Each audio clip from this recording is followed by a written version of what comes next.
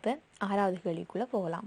6வது கேள்வி என்ன சொல்லியிருக்கிறாங்க? புகையிரதத்திற்கு அதன் ஊழியர்கள் வரும் 3 விதங்கள் இவ்வட்ட வரைவில் காட்டப்பட்டுள்ளன. புகையிரதத்தில் நிர்வாகத்துக்கு வரும் ஊழியர்களின் எண்ணிக்கை பேருந்தில் நிர்வாகத்துக்கு வரும் ஊழியர்களின் எண்ணிக்கையின் எத்தனை மடங்காகும் அப்படின்னு சொல்லி கேட்டிருக்காங்க. இப்போ பார்த்தீங்கன்னா பிள்ளைகள் உங்களுக்கு தெரியும், வட்டத்தில் இப்போ மையத்துலேருந்து பிரிச்சிருக்கிறாங்க.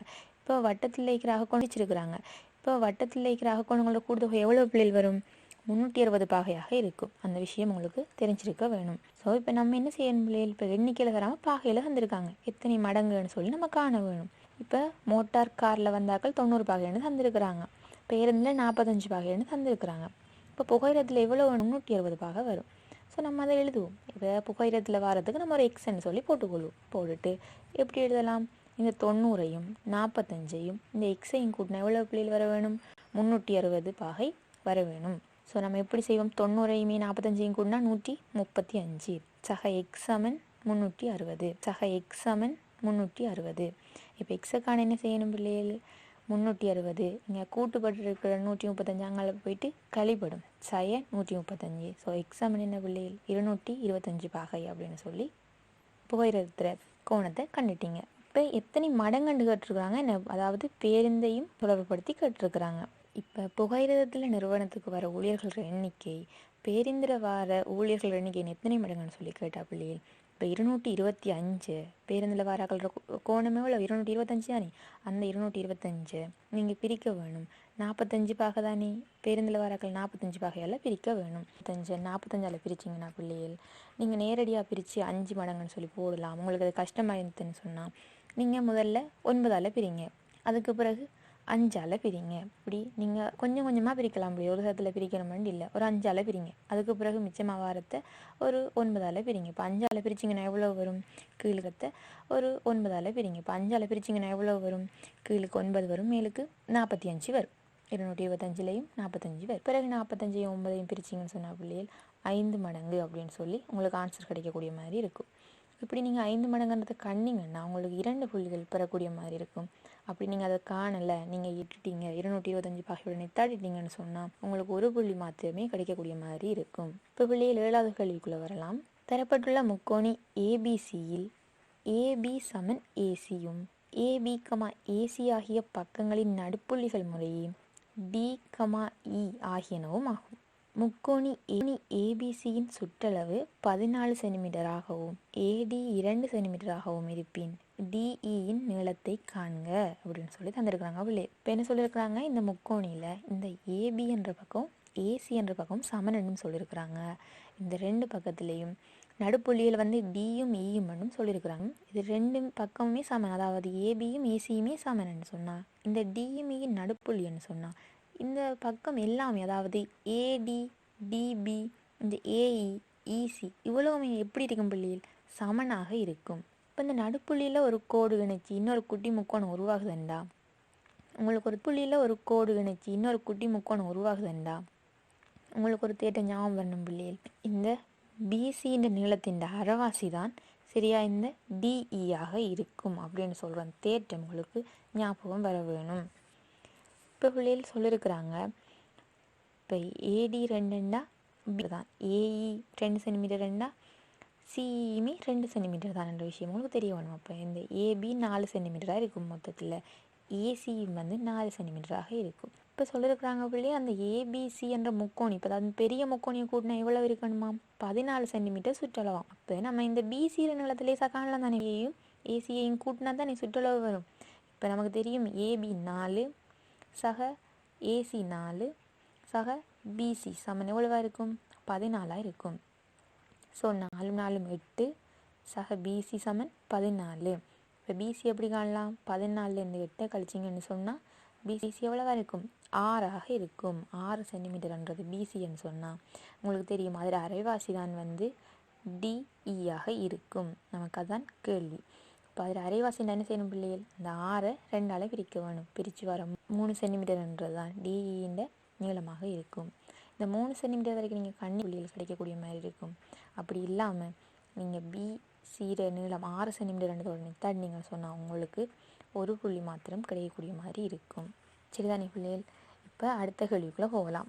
10 ஒரு அடுக்கு தந்திருக்காங்க 0.3560 சமன் 2.27 560 சமன் 2.27 மடக்கை வடிவத்தில் எடுத்துரைக்க அப்படின்னு சொல்லி தந்திருக்கிறாங்க பிள்ளைகள். இப்போ உங்களுக்கு தெரிய வேணும் இதை எப்படி லொக் வடிவத்துக்கு மாற்றுறது அப்படின்னு சொல்லி.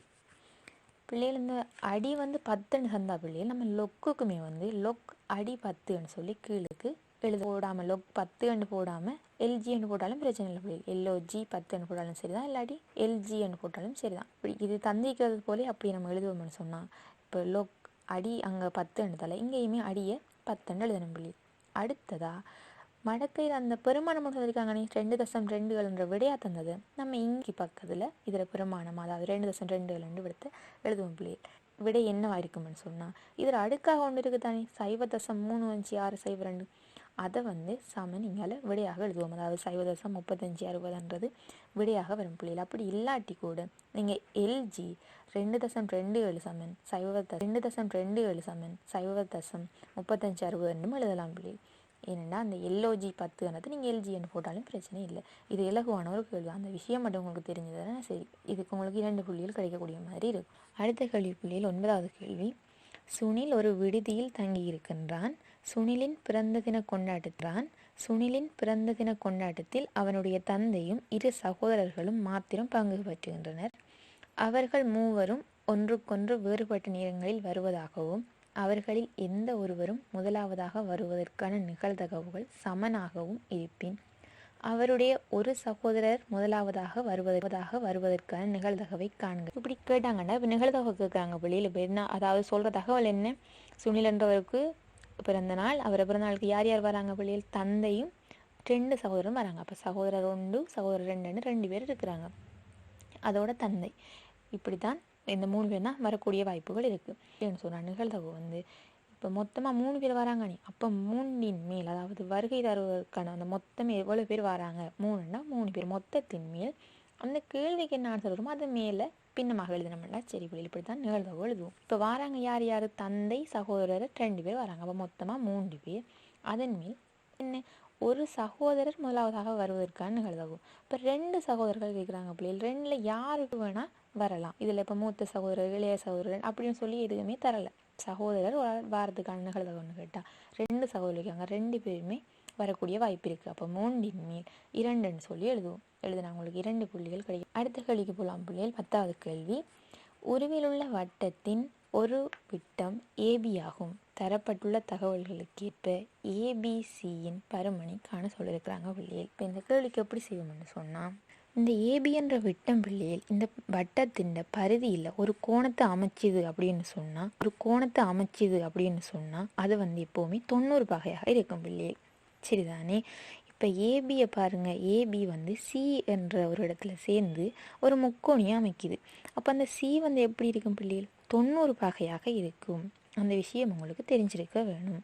ஏபி என்ற விட்டம் அது இந்த வட்டத்தின் ஒரு பரிதியில் ஏதாவது ஒரு இடத்துல ஒரு கோணத்தை அமைக்குதுன்னு சொன்னால் அதாவது சி என்ற புள்ளி இதில் சேர்ந்து இருக்குது. அப்போ அந்த சி என்ற கோணம் அதாவது ஏசிபி என்ற அந்த கோணம் 90 வகையாக இருக்கும் அப்படின்ற விஷயம் நமக்கு தெரிஞ்சிருக்க வேணும். இப்போ அவங்க கேட்குறாங்க என்ன பிள்ளைகள்? ஏபிசி பருமனை தான்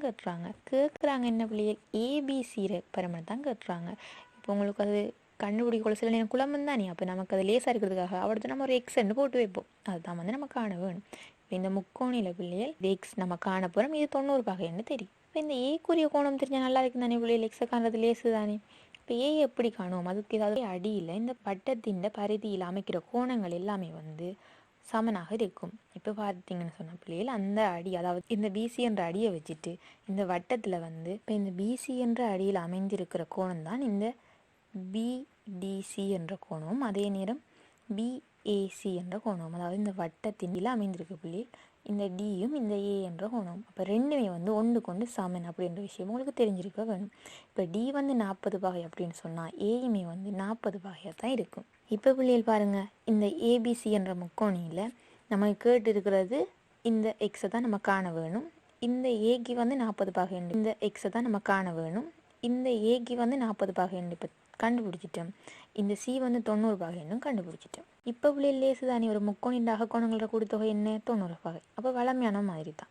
இந்த 90 பாகையோட இந்த 40 பாகையோட இந்த எக்ஸையும் கூட்டினோம்னு சொன்னால் இது எதுக்கு சமனாக இருக்கும்? 180 பாகைக்கு சமனாக இருக்கும். ஸோ 90 40 கூட்டினா என்ன பிள்ளைகள்? 130 சக எக்ஸ் சமன் என்னவா இருக்கும்? 180 இருக்கும்.